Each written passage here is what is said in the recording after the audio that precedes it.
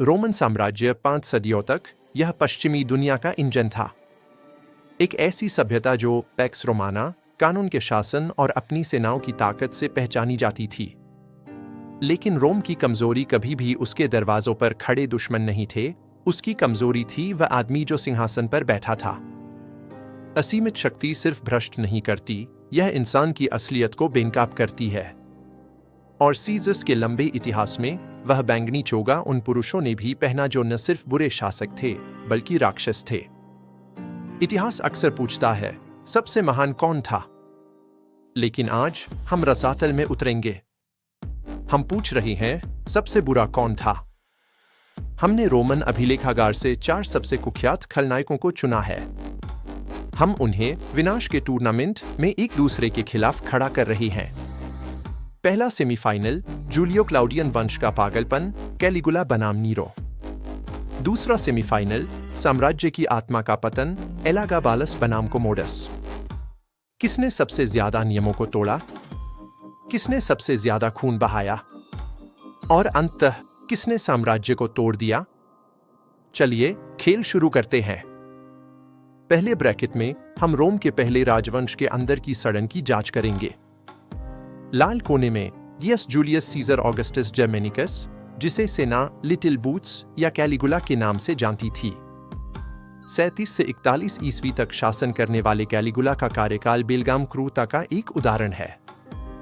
स्यूटोनियस जैसे प्राचीन स्रोत एक ऐसे आदमी का वर्णन करते हैं जिसके लिए क्रूरता सिर्फ मनोरंजन थी। 37 ईस्वी में एक रहस्यमय बीमारी के बाद वह प्यारा राजकुमार एक तानाशाह बन गया। उसने सिर्फ अपने प्रतिद्वंद्वियों को नहीं मारा, उसने उन्हें अपमानित किया। वह मशहूर रूप से पिताओं को अपने बेटों की फांसी देखने के लिए मजबूर करता था और फिर उन्हें रात के खाने पर आमंत्रित करता था, जहां वे अपने आंसुओं को दबाकर उसके चुटकुलों पर हंसने का नाटक करते थे। उसने खजाने को असंभव चीजों पर बर्बाद कर दिया, सिर्फ एक भविष्यवाणी को गलत साबित करने के लिए बाया की खाड़ी में 3 मील लंबा नावों का पुल बनवाया और उस पर घोड़ा दौड़ाया।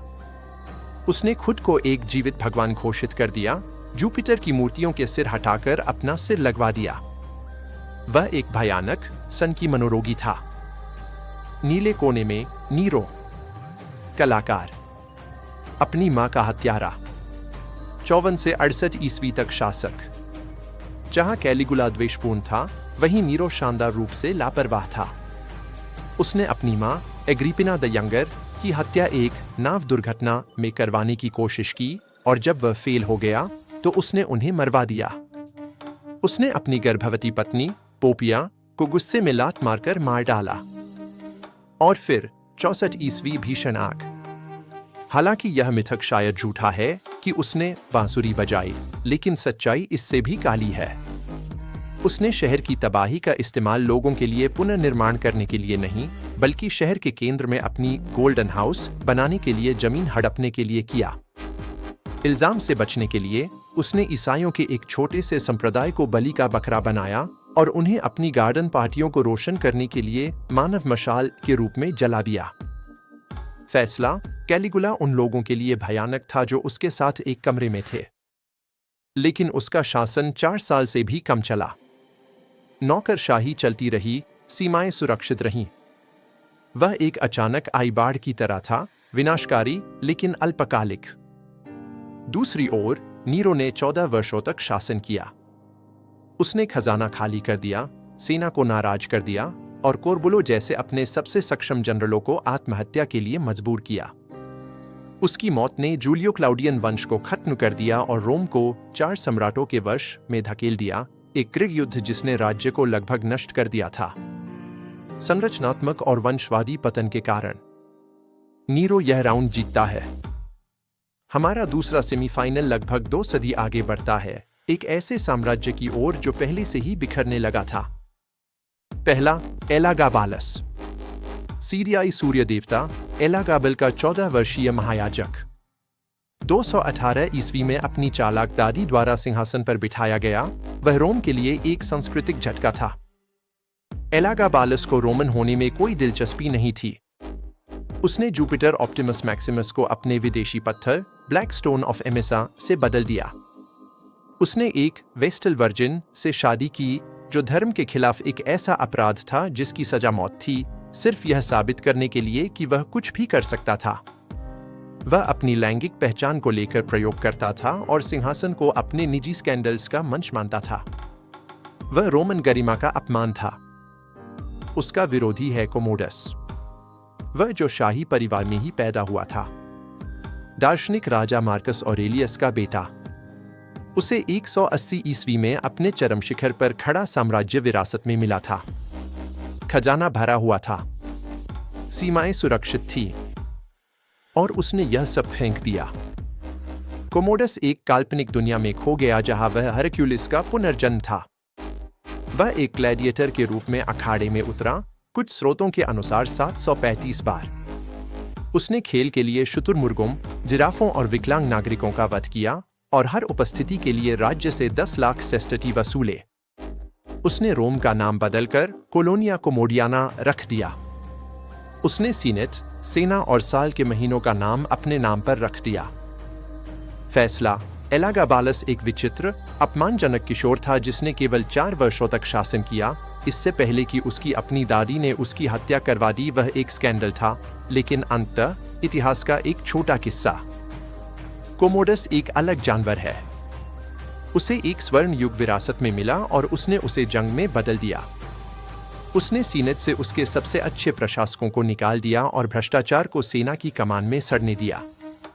उसने सम्राट को प्रथम नागरिक से एक तानाशाह में बदल दिया, मानव इतिहास की सबसे बड़ी विरासत को बर्बाद करने के लिए। कोमोडस यह राउंड जीतता है। अब हम यहां खड़े हैं अंतिम फैसले पर। नीरो, वह आदमी जिसने अपने वंश को मार डाला। कोमोडस, वह आदमी जिसने रोम की शांति को मार डाला। नीरो एक आत्ममुग्ध व्यक्ति था। उसने खजाने खाली किए और निर्दोषों को सताया। लेकिन, और यह महत्वपूर्ण है, नीरो के अधीन साम्राज्य काम करता रहा। उसके जनरलों ने सीमाओं को सुरक्षित रखा, उसके गवर्नरों ने शांति बनाए रखी। मशीन इतनी मजबूत थी कि वह अपने ऑपरेटर के बिना भी बच गई। कोमोडस असली टर्निंग पॉइंट है।